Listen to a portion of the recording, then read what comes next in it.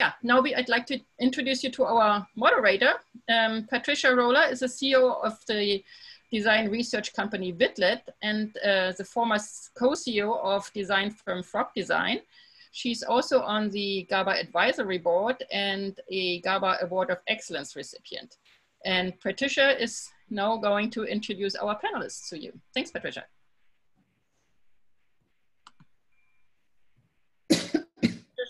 Unmute. Doreen, as always, you are my guiding light. Thank you everyone for joining tonight. This has been a tough couple of weeks for everyone. Very honored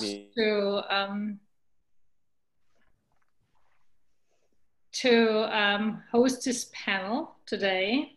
And I want to share for a second. I wanted to do a screen share, but I thought that my technology would probably crap out. So I want to share with you a little picture of myself, just to show you how good I looked in 1993. Very skinny. That was at a TED conference in Kobe, Japan. And I dug this up this last weekend when I was cleaning house, like so many other people are doing right now, right? COVID-19 has cleaned a lot of houses. But the point of the picture was that back then, we all had to travel very far to talk or hear amazing people speak. I was not a panelist back then, but I was listening to people. And two things that come to mind. So back then, yes, we had to travel far to talk to people, but I was also 3 months pregnant and asleep during most of TED Talks in 1993.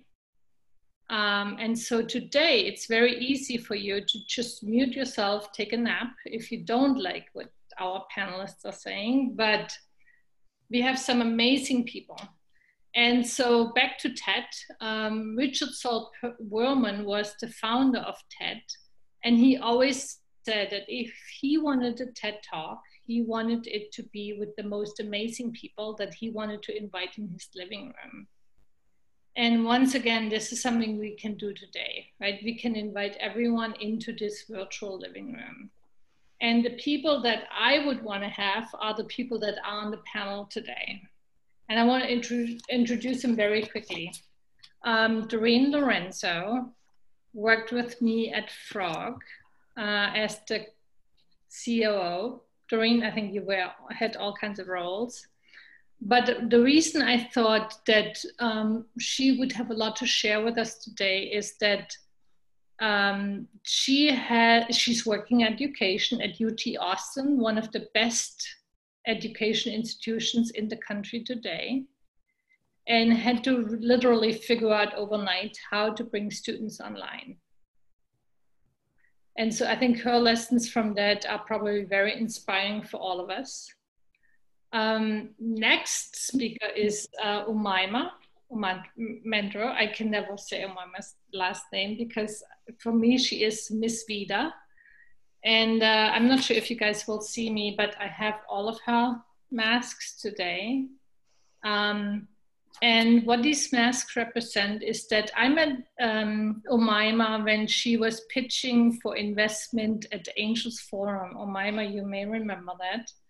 And our group back then made an investment in Umaima because she represented both a tech background and also combining technology with fashion, with kind of a mission to do good in the world. So what Umaima does at Vida is she brings together the best of what artists have to offer, and then lets I would say the community decide what they like.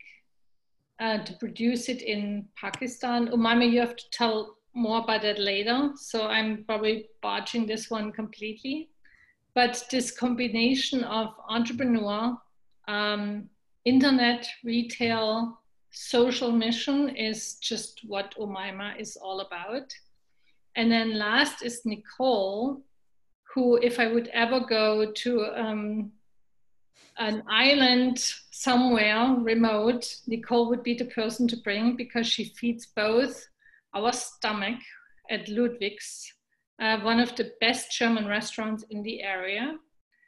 And the reason I thought Nicole should join this panel is not only that she knows how to make good food, but if you look at her today and the t-shirt she's wearing, is Nicole also knows how to market.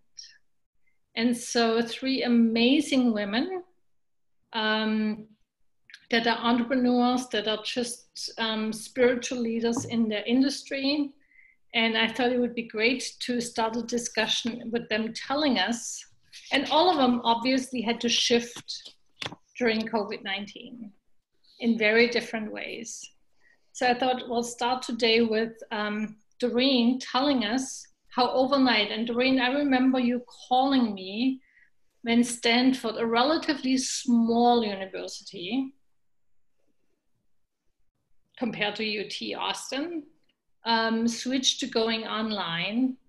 And then you told me that literally overnight you had to put 200,000 students online. So I think the question to all of you, but we'll start with Doreen first, is like, what was that moment like when you learned that life will change, at least for the time being?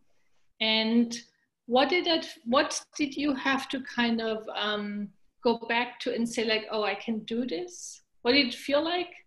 What skills did you have to like tap into, and what did you do? So Doreen, you start first. All right.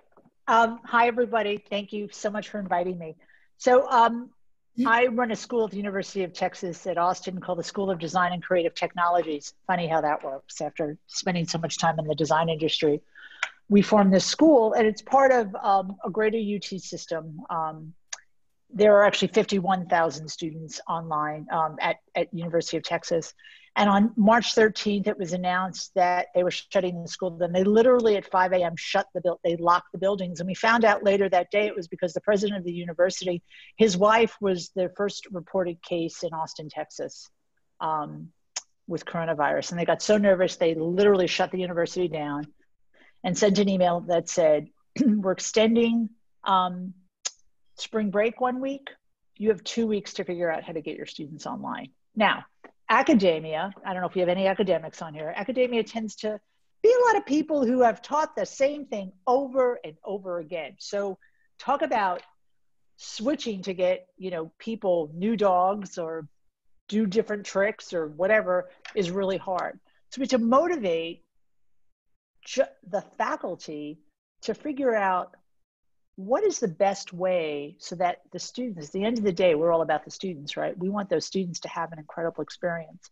And so we reached into really working across the university. I put on a bunch of panels and resource groups to teach the faculty how to have great experiences. Now that comes out of the design world that Patricia and I were in, right? Creating experiences for people, and how to translate that into an online experience. And in 2 weeks, the University of Texas, it was an incredible amount of work, got 9,968 classes online. The first day of classes, when we got back to school, they used 12 million Zoom minutes in one day. And what's interesting about the feedback we got from the students is the majority of students, certainly in our programs, were really happy, actually. They felt that the experience hadn't dropped. And I think what we are learning from all of this, it's not that we all want to be virtual all the time, but you can take the beauty of what this offers and turn it into something positive and turn it into something that's good and actually come out with a positive experience. Saturday, we had virtual graduation. We graduated our students. Brene Brown was the commencement speaker, and the university got over 500,000 views to come and see her speech. So in many respects, it turned into a really good thing. Was it scary? Well, challenges are always scary, but you feel much better when you can get through it and realize what you've accomplished and you come out on the other side. So I always think of them as opportunities, you know, Phoenix rises out of the ashes. So it's interesting that you mentioned Brené Brown, because I did not know that. And one of the questions we had in advance to this session was spiritual guidance a little bit. So I'm going to come back to you about that later, right? But let's move to Umaima, who we also know had COVID-19 when Umaima, you have to tell your own story, because every time I read it, I go like, I can't put the three things together. You had COVID-19, your investors went rogue, and then you shifted to making masks. So you have to tell us that story, because I think that is something everyone that's on this call today probably can sympathize with, being a total shitstorm. Yeah, I don't think that is accurate by any means at all. And thank you, Patricia, for that kind introduction. It's great to be here with everyone today. So our story, my story. So we're, you know, I always think of it as pre-COVID and post-COVID. Pre-COVID, as Patricia said, we're a platform. We work with designers and artists from all over the world, working with a very carefully curated supply chain across Pakistan, India, Turkey, United States. And we produce products on demand. So we don't carry any inventory. You know, everything that we sell is then produced after it is sold. So that was the world that we were operating in. We're based in San Francisco. And the chain of events is that, you know, we kind of were getting ready to make a major launch, a major brand launch. We were producing packaging in China. So that was sort of our first instance of, you know, a business impact, which is just that our packaging will be delayed. That then turned into, you know, offices are starting to shut down. And so, you know, it was 1 week, I think for us, it was relatively early on, March 11th, we said, we're just gonna have everybody work from home. I think a week into that, our investors, so Patricia mentioned that, you know, her organization had invested in us. We had Google Ventures, we had Y Combinator, whole wide variety of investors that invested in Vita. Then about 2 years ago, we had a strategic company that bought out all of our investors and were the only remaining investor in the company. So we had a board, very simple board. Doreen is on our board, and then that company and myself, really simple structure, they're the only investors. So our board chair essentially calls me and says, I don't think we can continue to have Vita, you know, on our books. Can you find another buyer for the company? To which, of course, you say, during COVID, there are no buyers, there are no sellers, nobody's buying. And the first thing I did actually was call Doreen. I think I texted her, you know, and immediately got on a phone call with her.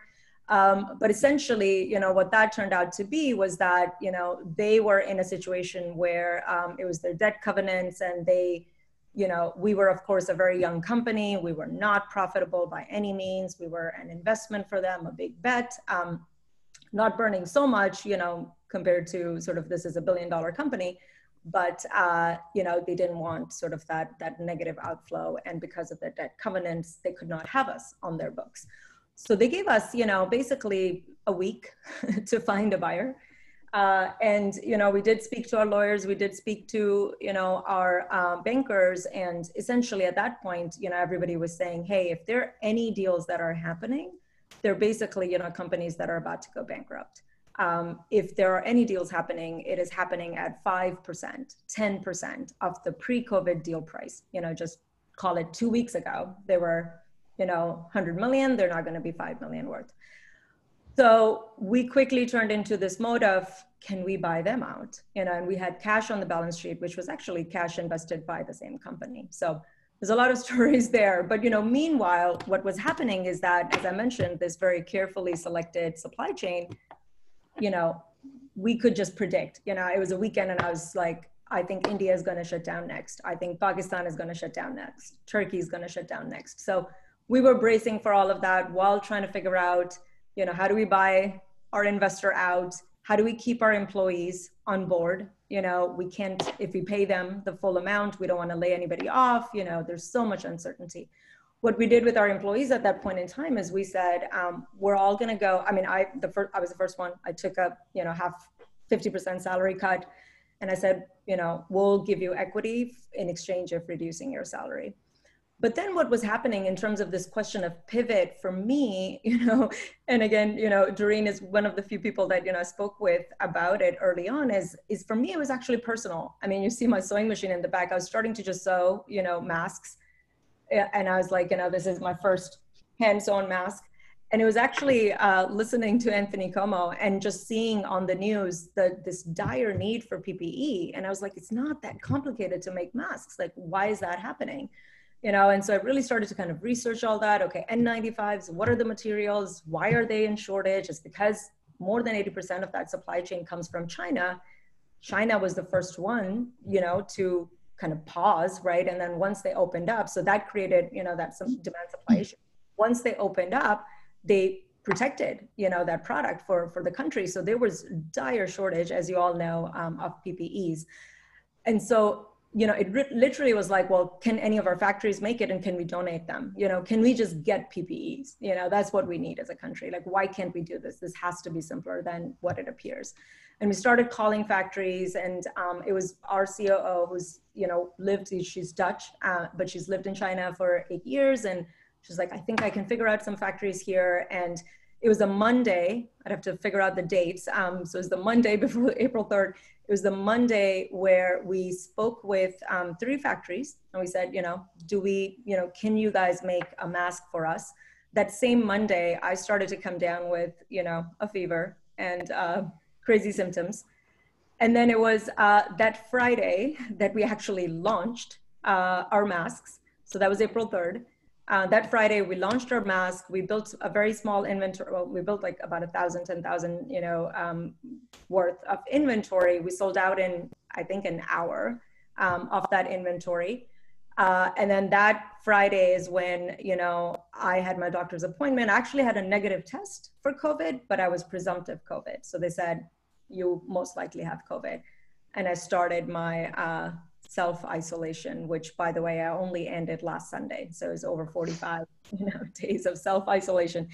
And yeah, we launched masks, and then we quickly kind of, launched family packs. And for us, it went from, we're about to lose our company that, I invested my 5+ years in, to incredibly profitable as it so happened. So we were profitable for that month.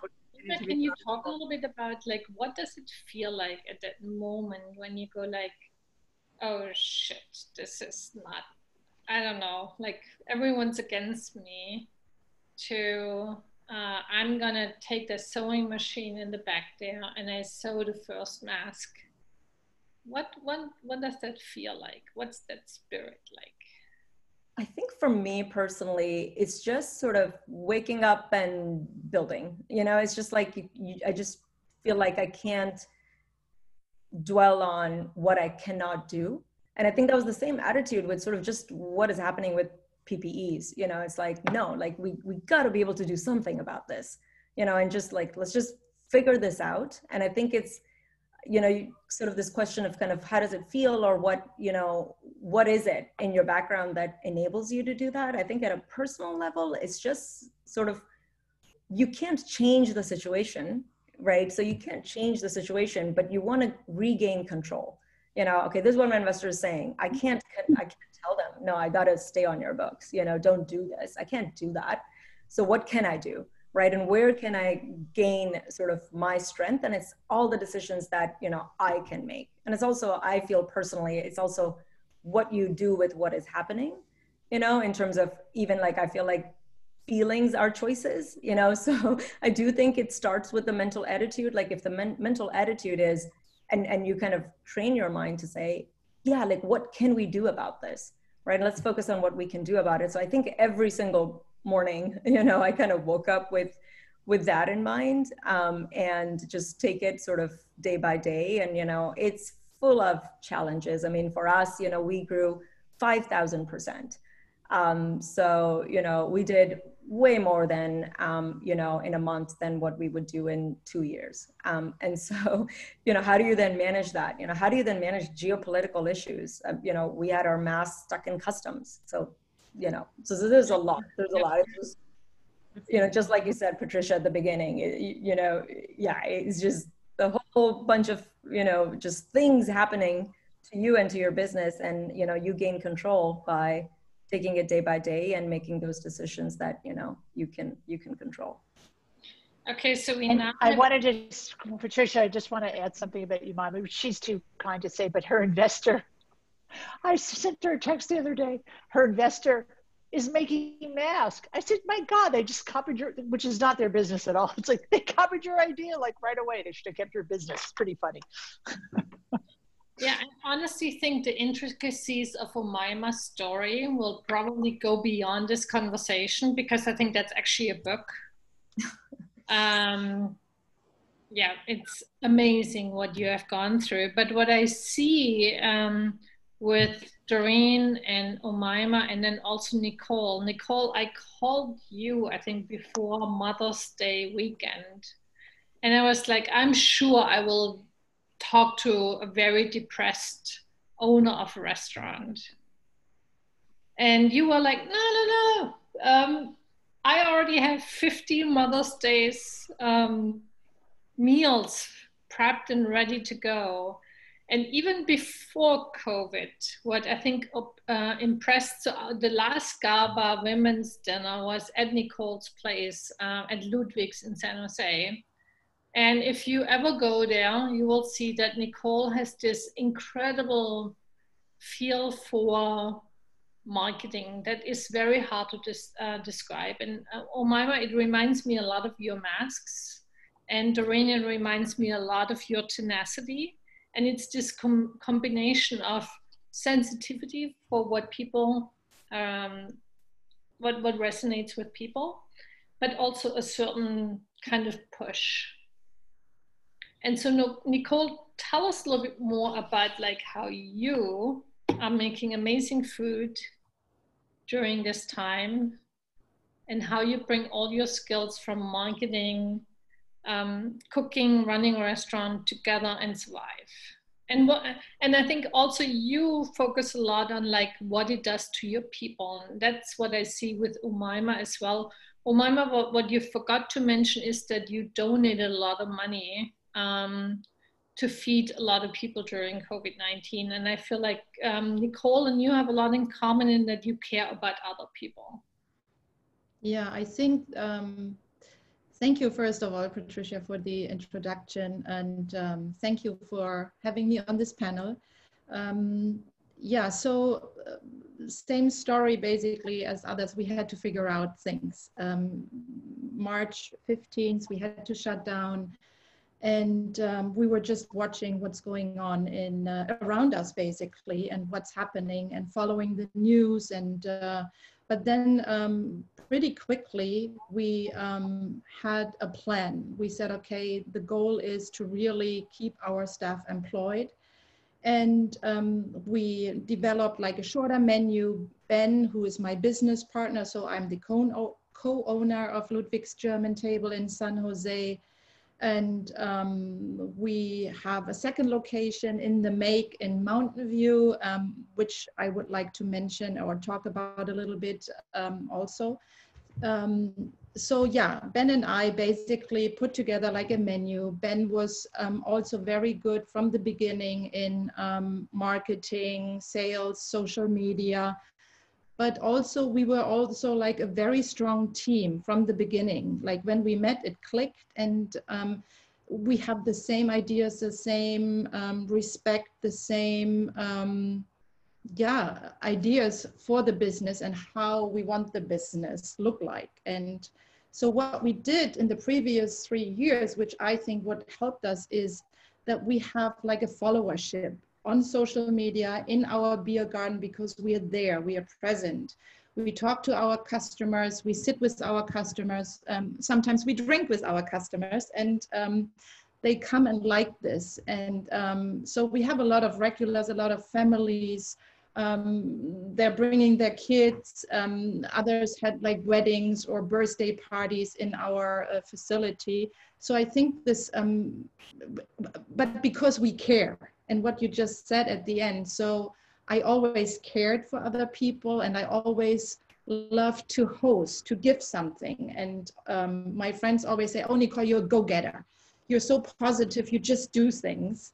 And I think that really is who I am, that I'm very optimistic, even in this situation, because we can't change it, right? We have to accept the situation, we have to accept what is, and we have to use this and make the best out of it. So what also helped us, that Ben and I are very creative, and we have been over the past year. So we have the Oktoberfest, we have a Christmas market, we have like a beer tasting event. So we really try, and that's, people want an experience these days. They don't want to go just to a restaurant. They want some music, they want to have some, an experience, because then if you give them an experience, they talk about it, they put it on social media, they tell their friends, oh, have you been to this place? They have every Friday music, or they do this and that.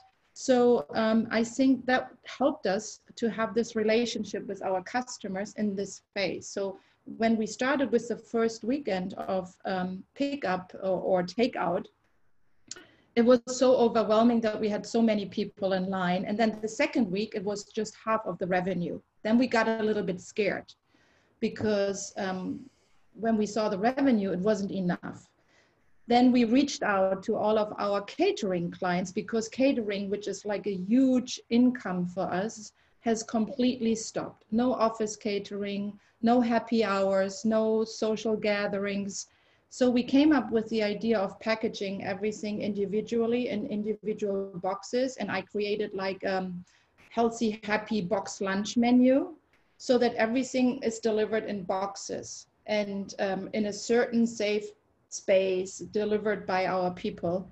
So we then had companies who ordered for 300-400 people, which was big revenue, and that has helped us to really pay our employees. It doesn't, like, because you were asking, is it paying rent? No, it's not paying rent, but it's paying to like keep our staff alive, and that they can pay their bills and their rent. And it's interesting. What I see that you all have in common is this creativity, right? This thinking out of the box, and then a little bit of spirituality that I think Germans often struggle with, like what that means even. So I'm going to go back to Doreen. So what if that, Doreen, is something you're born with? And what is a skill that you simply have to learn to make that happen? Well, I think, you're born as a human, right? And so you're shaped by your experiences. And sometimes you have to overcome bad experiences to see the good. I think what most people are afraid of is change and fear, right? This is different.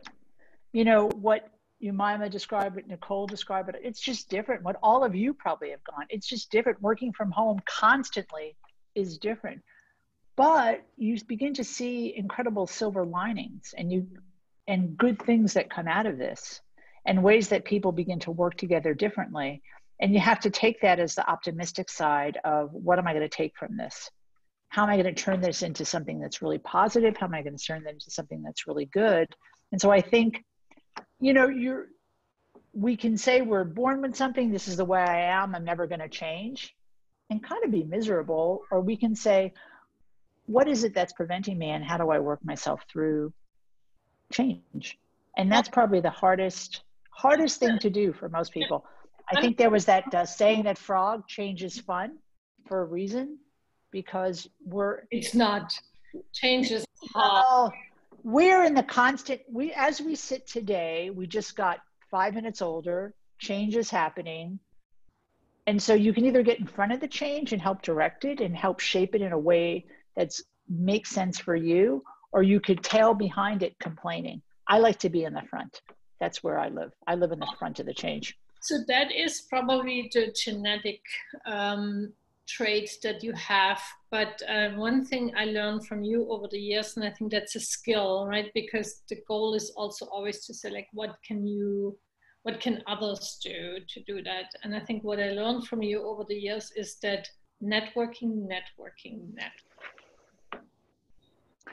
But it was a skill I had to learn. I wasn't born a networker, you know, I didn't know this. It's like you get a reaction from it. You network and you get a reaction. So it's like, that tastes good. I'm going to go have some more chocolate cake. You know, I'm going to go do some more and I'm going to talk to more people because that's a good thing. And it was good at the time. So again, so much of this is learned behavior, but you have to want to learn the behavior too. I would agree with you, but if I look also at Umaima and what Nicole is saying, networking seems to be also about giving. And Umaima, during this really tough time, right, when you almost lost your business and you were making masks for all of us scared people, you were also giving back to, what was it, food banks in the Bay Area? Talk a little bit about that. And how do you differentiate that, right? When you go like, oh, my life is so bad. And how do you then wake up and go, I still give to something else? And is there like this weird bank somewhere where we give in and then we get back? Like spiritually, how do you think about that? I think the way I think about it is that I feel like the harder it feels as far as my life, like if I feel like something really challenging, you know, is happening to me, something really unfortunate is happening to me, it actually truly helps a lot to get out of my bubble and help someone. And I would say that, you know, yeah, you do it to help someone, but it actually helps you a lot. You know, so for us, you know, we kind of made the decision early on because of sort of how the project really kind of started for us is to address a need that we said, you know, 10% of our profits. And at that point, we didn't even know, you know, how much profits. We said, let's define what profits means later, because if, you know, we don't have profits, then, you know, we don't have EBITDA. We're just going to give from our gross margins. So we literally started with that because we didn't have any cash coming in at that point. But the intention was, whatever we're doing, you know, let's think about how we can give back. And I think for me, like there were nights where I literally would just wake up in the middle of the night because I read an article where, you know, you learn about how the economic crisis, you know, the impact of that around the world, right? What's happening in, you know, various developing countries and what's happening with domestic abuse. Like that was one thing that just kept me up at night, is just, you know, shelter in place in a place where you don't feel safe. You know, so if you think about those level of sort of really critical problems, you know, your problems in reference, you know, can feel manageable. And then for me, it was kind of the days, you know, it's like the day we launch is the day I start my self-isolation. The day we bought Vida back is the day that, you know, we made the donation. And so what we said is 10%, you know, of our profits, which in the end ended up being EBITDA, which was fantastic. So actual cash we would give to help families get food on the table. So we supported the food banks in New York and in SF Marin. And we were able to provide food for over 500,000 people. And, you know, like we'd been operating for so long and, you know, like we've always given back. I didn't talk about that, but we always had education programs at our factories and, you know, literacy programs, financial literacy programs, you know, we always had that, you know, that was a huge part of kind of why we started. And as Patricia said, you know, giving back.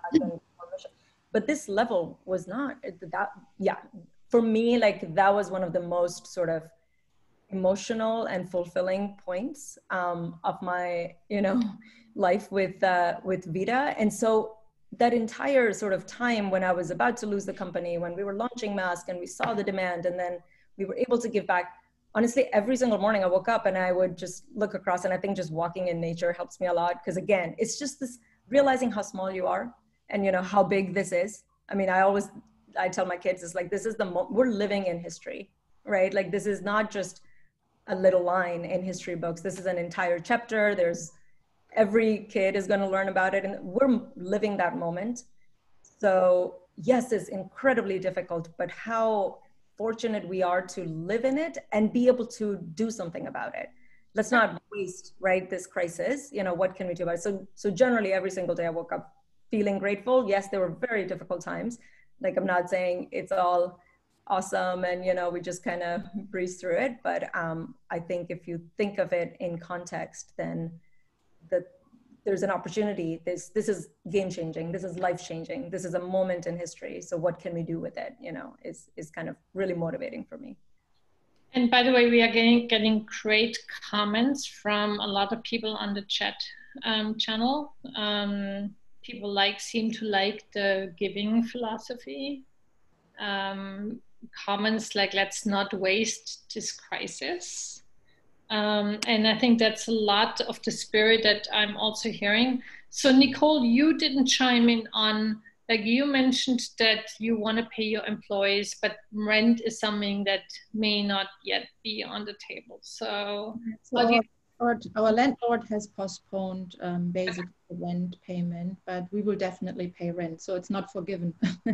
So yeah, so everybody is handling this differently. Like, we've talked to many restaurants, and those landlords, they said, okay, of course you don't have to pay rent during this time, and it's forgivable, but in our case, we will pay rent at a later point. But what you just said, we have a really great project from one of our business partners. His name is Tin and Eric are working with us on the Mountain View location. Yep.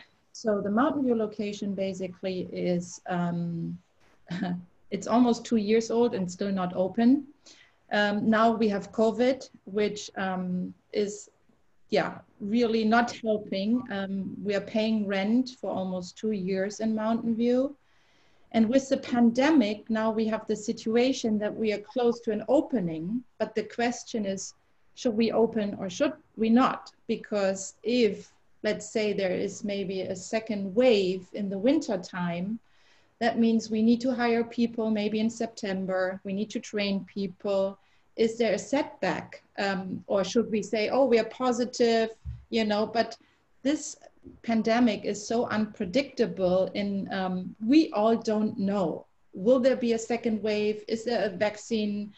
And we don't even know how people will react when we open our beer garden. You know, we have the setting, we will have masks, probably we need like a fever gun, we need to have certain protocol, we need to train our staff, we need to be very careful, and our customers need to trust us to come into our restaurant and feel that, but I mean, even then, our customers coming because the experience, do you really want to sit in a beer garden with a mask? It's not the same. So even if we are open, which we are not yet, but what will happen then? So, and then thinking of, should we open our second location in this time, or should we again postpone to January or February next year, which means we have to take more money in our hands and pay rent.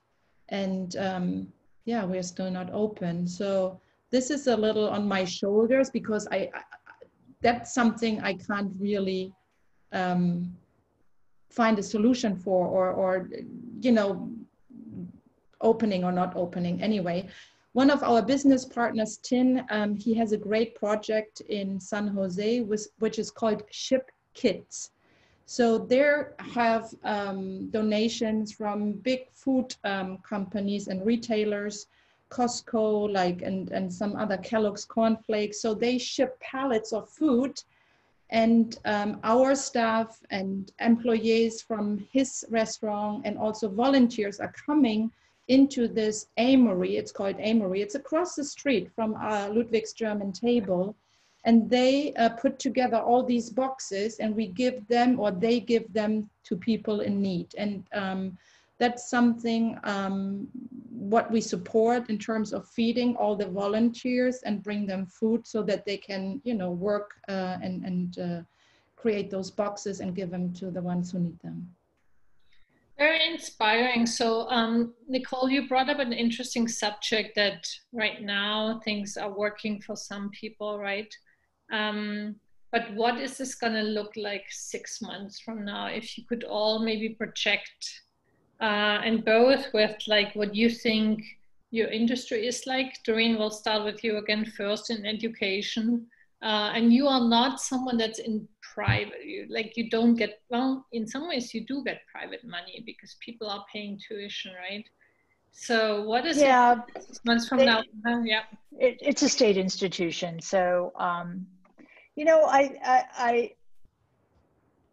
when you enter education, it's really, you do it, it's a labor of love. You do it because you want to make sure that these students have an incredible experience and they have the tools they need to go out and be not just successful monetarily, but productive people, good people out in the world that do good. And so what we're all talking about and what we're seeing and what people are talking about in the chat is, I see this shift in people really, really now putting a stake in the ground about wanting to take care of people, about wanting to do good. I totally. And I think, and I think in the next, when you look about what's going to happen, I think we're going to see more people wanting to do this. So it's not like people aren't going to make money, but I think understanding that you need to help people.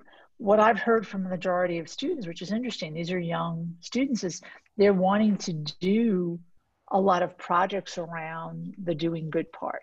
How could we use design to change and do good to help people?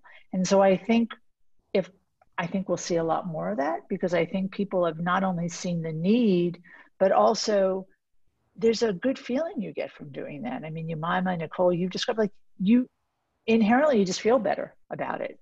There's kind of nothing better in the world than that. And so if we could help I look at, in my world, help our students understand that that's just part of whatever they do. And so no matter what they go forward, but always doing good, I think that's gonna be a big change. So out of a very difficult situation, a very quick situation, I mean, we had to all change very fast. I think some good will come out of this. A lot of good will come out of this, and hopefully the good is around caring more about all of the people that are around us. We're not isolated in this world, and I believe we got that way. I think we're too I-centric, and that's changing, and that's a good thing. I agree with you, and I saw obviously my husband's students in China as well talking. Like, young people talk a lot about do good, right? Mm-hmm. But what does that look like for someone like Umaima and Nicole that are in businesses right now? Like, how much more can they ask for from the community to support them, and what do we owe them to? So Umaima, you have done NATs, and at times you ran out of them. Like, I'm so happy to have mine. And honestly, people wanted to rip these out of my hand the last couple of days because they're amazing. But how long will that last? And what else do we have to help you with as an entrepreneur that has really done well and has proven to do good? Like, what does society owe you? How can we help you? I'd start by saying maybe that, what Doreen's sentiment, I completely agree with that, that I think we would just, I hope, and I see it, is that purpose, would matter a lot. I think purpose always mattered to, people who it mattered to, but I think just mind-shifting event that happened, that just puts everything into a different lens. So I think that, that on the one hand, and then how it impacts every single business. At a more sort of vertical industry level, I think a lot will change. I think that if I look at our business, to do on demand across the world, I think is going to be challenging, for the foreseeable future. You know, how do you ship products from China if you don't know what the geopolitical situation is going to look like, right? So I think in terms of, you know, maybe it's a little bit more of, you know, what I can see as could be potential challenges and how do we address that? There are a few things that worry me, to be honest. And I would say the first thing that does worry me right now is when we start to kind of think about all our conflicts, you know, as a nation. I feel like, you know, the second hit is going to be the economic hit. You know, we're feeling the health crisis, you know, so when we really feel the economic hit, you know, and families and, you know, everybody who's, you know, not able to put food on the table, what is the real impact of that? And how does that sort of roll out? And what is the role of business leaders in supporting that? You know, and what is needed there, right? Because I worry that, you know, there's a sense of frustration across the nation, and I worry that, you know, we're thinking about our differences a lot more than, you know, what brings us together. You know, people who wear masks and people who don't wear masks, you know, a lot is being politicized. And so I feel like, for me, like I think of, you know, okay, what is my responsibility as a business? What can I do to change that dialogue? You know, what can I do to make sure that, you know, when businesses get it wrong, that, you know, people still treat my team well, right? So I think there's all those nuances and the stories you hear. You know, you don't want people showing up, you know, in the front of your store if you have a physical store and you're worried about the safety of your employees. So those are the things that I feel like, you know, as business leaders, is something I didn't have to worry about, you know, before COVID. And you know, of course, everybody's health. Want to get masks out, you know, my warehouse, the people working in my warehouse, you know, all these things that, but I think how we operate warehouses needs to change, you know, whether production becomes more near shore, you know, we need to kind of look at how do we manage inventory where there's so much uncertainty, you know, but through that, you know, we're actually very excited about sort of, you know, to us, it feels like a lot of these are changes that, if you think of fashion, then a lot of these are changes that honestly, the industry just needed to have a hard look at ourselves and make that happen.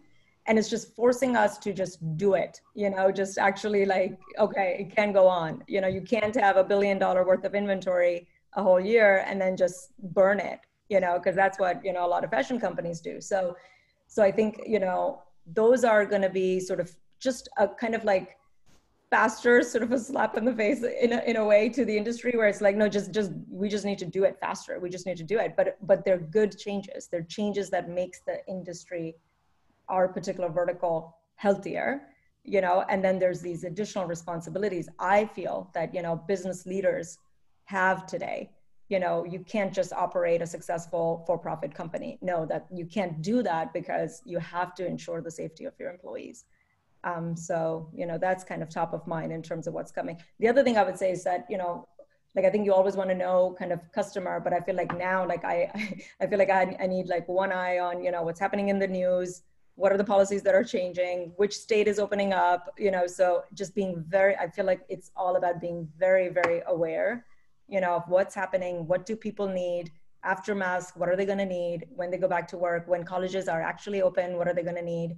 So really having that close pulse to figure out, because we don't know what it's going to look like, you know, 3 months from now or 6 months from now. Yeah, that's even scarier for you as yeah, I basically agree what she just said. I mean, we need to listen, what do our customers want, right?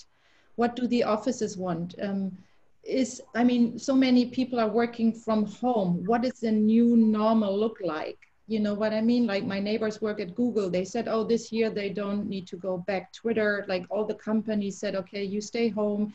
You can work forever from home. So that means catering revenue is gone. So what could be the new scenario look like? What do we need to develop to, people are working from home. Maybe we should invent like a service. Maybe we should have drivers going to houses and bring family meals for the entire week to help them. Maybe we should, you know, I mean, that's just something for, you said community. How can we help? You know, you said, what can we do for the community? This is something I can see. People are at home. They have a lunch break, maybe they walk through the streets and grab some food, so the to-go or the pickup will probably stay and even grow. Signing up with third-party delivery companies, as you know, we know Uber, Cabia, you name it, that revenue stream will grow for us, and we need to have like a good system here, a strong system. And the other thing is, when you come to our beer garden, we definitely need like a contactless payment procedure. That's just not nice to have, it's a must. So we're working with Clover is our provider, and we are the guinea pig as a customer, basically first customer, to try it out when we are open. So that is something very important. But also, as we said, all the training for the staff, like what do they need to do, that people will come to our beer garden, that they sit outside. Will they sit inside? I don't think so, but outside feels just better. So we have to do all the distancing with the tables. We have to have a host. We have to have a certain procedure. That means we need to train our staff so that everybody feels still comfortable coming to us, and that they can trust us, that we take things seriously. That means also like cleaning the restrooms every hour, or even after everybody goes to the restroom. I don't know yet, but these are all things we think about. And so what does it look like in the restaurant? What does it look like for Mountain View? And also, what is the catering procedure? I mean, also in our calendars, we have weddings, we have events. Oktoberfest, probably not, but I mean, we don't have any numbers. Oktoberfest is one of our biggest revenue stream from September to the end of October, because it's not just people coming to Ludwigs to celebrate, it's also so many companies have events, happy hours, or even people like you, Patricia, who celebrate Oktoberfest in their garden, and we provide like an Oktoberfest package. So these things, this is a big revenue loss for us, and we need to find ways, how can we compensate it, and can we compensate it? So an idea is, for example, just to open on a Friday, Saturday, Sunday for the first months, just so that we see how is it going, and that we have staff available, because we need to calculate.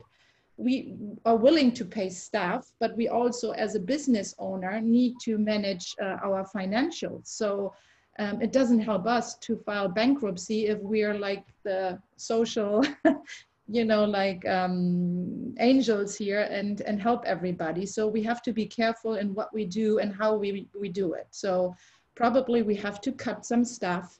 We have to give them their hours. Because it doesn't help anybody if you only have 20 hours and then you go home. So we have to really have a plan and start slowly and see how it develops. As you guys said, it's basically a day by day. There's so many things changing on the daily basis. We don't even know when we will open or when we can open. People in Santa Clara, they are still working on the process for the hospitality industry, like what is the procedure? They're just writing everything, but still everything needs to be approved. That means it looks like 4 to 5 weeks until we can open the restaurants in Santa Clara. So we have to do what we do with our takeout and then be ready for day one. Yep. I mean, it's interesting. People have commented in the chat that they really appreciate the spirit of everyone that talked tonight. And I mean, one of the reasons we had this panel was to do exactly that, right?